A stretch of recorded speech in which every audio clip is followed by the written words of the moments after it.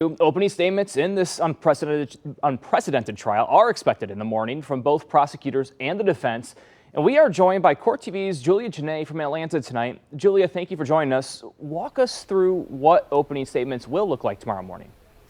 Well, thanks so much for having me. Opening statements are going to have unavoidable emotion from the prosecution in this case. When they explain to this jury exactly what happened, how it happened inside of that school, it's going to be impossible to avoid just how hard and difficult this will be for those in the gallery, those on the jury, and those who are court staff.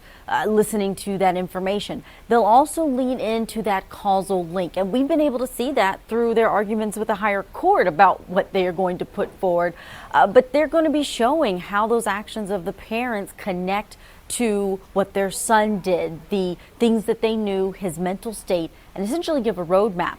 Once that passes to the defense, then we're going to see them try to distance these parents from their son. And also, likely they're going to lean into the shock. You call this an unprecedented case. There is a novelty to it, and they'll want to make sure the parents who may be jurors, that they understand just how much of a slippery slope this could be when you're holding parents criminally responsible for the actions of their children. And Julia, there's been a lot of discussion about whether the Oxford shooter will take the stand or not. What kind of witnesses should we expect for both the prosecution and defense? Well, from the state, we will certainly hear from those who were inside of the school, the eyewitnesses. That may be where they start, just to set the scene for these jurors of what damage was caused to this community.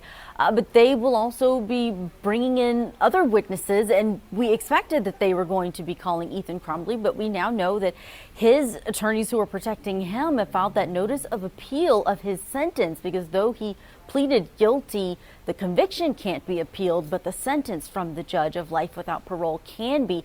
So he may be pleading the fifth. He may be invoking his right to not have certain information about his relationship with his parents come out through his testimony. So that will really be a game changer inside of that courtroom. If Ethan Crumbley cannot speak at all, we won't be hearing his name at all during this trial, because the judge did rule that he's going to be referred to as the shooter and nothing more, and that was on a prosecution motion. But certainly the prosecution, when they start bringing in their witnesses, I can imagine that there will be an emotional response from those ones who take the stand initially. Yeah, we can all imagine that.